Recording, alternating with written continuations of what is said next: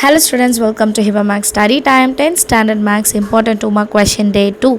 First question solve 2x square minus 5x plus 2 equal to 0. Second question in triangle ABC, D and E are the points on the sides AB and AC respectively such that D is parallel to BC. If AB is divided by DB, that is equal to 3 by 4 and AC is equal to 15 centimeter, then find AE. At the third question, find the area of triangle formed by the points. அப்படின் 3 point கொடுத்திருக்காங்க. 1, -1, -4, 6 and -3, -5. If the 3 points, fourth question, if the 3 points 3, -1, a, 3 and 3, -1 are collinear, find the value of a. collinear நாலே area 0 இருக்கும், அதை வச்சு a கண்டுபிடிச்சிடலாம். Fifth question, find the equation of a straight line passing through a point -2, 3 with slope 1, 3.